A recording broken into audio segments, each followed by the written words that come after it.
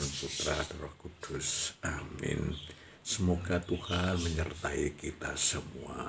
Sekarang selama-lamanya.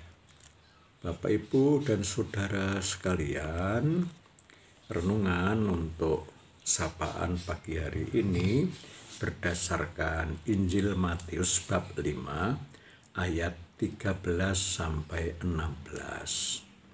Bunyinya adalah sebagai berikut. Dalam khotbah di bukit, Yesus bersabda, "Kalian ini garam dunia. Jika garam itu menjadi tawar, dengan apakah dapat diasinkan? Tiada gunanya lagi selain dibuang dan diinjak-injak orang. Kalian ini cahaya dunia. Kota yang terletak di atas gunung tidak mungkin tersembunyi. Lagi pula, orang tidak menyalakan pelita, lalu meletakkannya di bawah gantang, melainkan di atas kaki dian, sehingga menerangi semua orang di dalam rumah itu. Demikianlah hendaknya cahayamu bersinar di depan orang, agar mereka melihat perbuatanmu yang baik dan memuliakan Bapamu di surga." Bapak, Ibu, dan Saudara semua, renungan hari ini bisa dikatakan sebagai berikut. Kita semua diharapkan untuk bisa menjadi garam. Sebagaimana kita tahu, garam itu kalau menempel pada sesuatu tidak akan kelihatan, tidak akan merubah bentuk, tetapi yang ada adalah garam itu akan memberi rasa. Garam juga akan membuat orang menjadi jauh lebih sehat.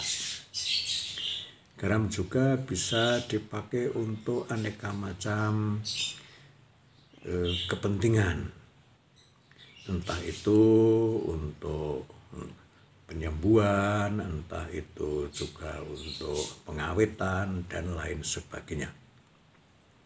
Kita semua diminta menjadi garam. Garam tidak hadir dan tidak kelihatan, hanya bisa dirasakan. Garam juga tidak perlu banyak-banyak, tetapi hanya secukupnya. Dengan secukupnya ini, maka segala sesuatu itu bisa terpenuhi. Kita juga diminta sebagai cahaya. Cahaya itu menerangi, seperti cahaya matahari. Selain menerangi dunia ini, tapi juga menerangi semua saja. Dengan terang itu, dengan cahayanya itu, maka terjadi kehidupan.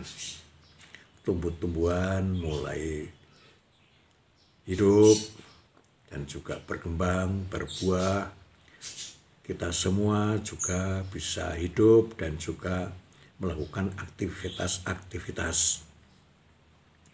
Juga menjadi penjelas, apapun yang di hadapan kita menjadi lebih terjelas. Bagaimana kita bersikap, bagaimana juga kita harus menghadapi. Cahaya itu juga selain memberi hidup, tapi juga kadang-kadang menjadi sarana untuk mencapai tujuan. Dengan cahaya itu orang bisa menuju kepada yang diinginkannya. Kita semua perlu menjadi terang itu. Tidak harus menjadi terang yang besar seperti matahari, tetapi kita mungkin perlu menjadi lilin-lilin kecil saja untuk bisa menerangi sekitarnya. Seperti dian yang kecil di dalam rumah, cukup untuk penerangan orang seluruh rumah. Atau juga dengan dian yang kecil, maka kita juga bisa berjalan kemana-mana. Dengan lampu kecil itu, kita diminta untuk juga bermanfaat bagi yang lain. Tidak usah menjadi yang hebat-hebat, cahaya-cahaya yang besar, tapi itu cukup cahaya-cahaya yang kecil. supaya kehidupan manusia atau kehidupan kita menjadi lebih baik daripada sebelumnya. Bapak Ibu semua, dengan adanya kita diminta jadi terang. Tidak usah besar, terang di sekitarnya. Untuk masa saat ini yang katakanlah masa yang gelap, penuh dengan bahaya, ketakutan oleh karena adanya virus ini, maka kita juga perlu menjadi cahaya bagi sesama kita.